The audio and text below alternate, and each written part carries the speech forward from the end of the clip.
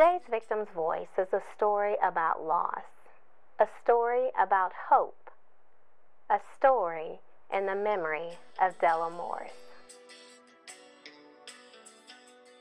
Today we have a special guest, Tom Morris, owner of Della's Diner here in downtown Lexington. He is the son of homicide victim Della Morris. Thank you for coming in today, Tom. Thanks for having me. Yes. Why don't we just start with you telling us a little bit about you and your family?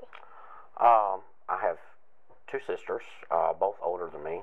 One is 10 years older, one is 14 or 12 years older. Betty, Joe, and Linda.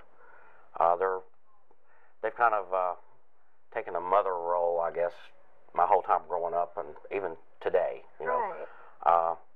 I mean, I have to call home, which I consider home, Betty Joe's house, every day when I get home from work, so she knows I'm home safe. Right. And I live 3 blocks away. You're the baby brother. Yeah. Now, where did you all originally come from in Kentucky? Frankfurt. Okay, Frankfurt, Kentucky. Yeah. So, I know this next part is going to be a little bit difficult for you to talk about, but can you tell us a little bit about the day that changed your all's life? Well, my mom and dad were living together, but not, you know, they wasn't divorced or separated. They just was having some marital difficulties.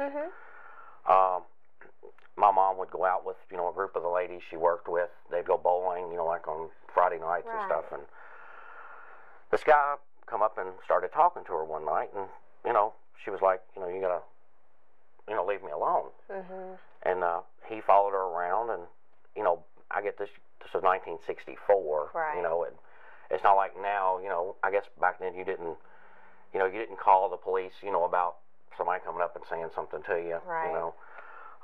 Anyway, he ended up following her home. Then he, for weeks, he, you know, was come to the house, you know, trying to talk to her and stuff, and, you know, she was like, you're going to have to leave me alone, or I am going to have to, you know, get some kind of charges or something against you. Right. So he come back, I'm almost positive it was a Saturday. My two sisters and me were there, and he just kind of marched in the door, and he pulled a gun on her and told her, you know, put the baby down because I'm going to shoot you. And, you know, of course, you know, I was a baby. I don't know exactly, you know, what the verbiage was between them, but she ended up taking me back into the bedroom, and she laid me down in the bed, and my two sisters were in the other room, and they started to come in, and he shut the door. Right. And he ended up pulling a gun. He shot her like 5 to 7 times. My oldest sister, Linda, actually chased him, took off after him. My other sister, Betty Jo, stayed in the house and, you know, kind of grabbed my mom, and she died, you know, in her arms. Now, as a result of your mother's death, you and your siblings, where did you all then move to? Well, my dad at the time was still alive, and we moved in with my mom's parents. And, you know, that's where we all stayed until my sisters got married, you know. And then, you know, later on, when I was 10, I went to live with Betty Jo. Right. And, you know, grew up with her there. You know, her and her kids. So in the absence of your mother, you all just did the best that you could growing up. And now I know that you have opened your diner in memory of your mother. How did that come about? I had in my whole mind, you know, if I ever did this, that I would try to incorporate, you know, something for her in it. That's good. You know, I was trying to do a healing process with my oldest sister. Right. You know. Well, you do have a great message of hope and healing, and opening this diner has definitely been a huge part of that. If there are other survivors out there that are still in the healing process, what message can you offer to them in regards to recovering from such a terrible thing? It's, you know, they say time heals all wounds. I'm not quite sure that's really true, but time does help. And you just can't be angry, you know, about it.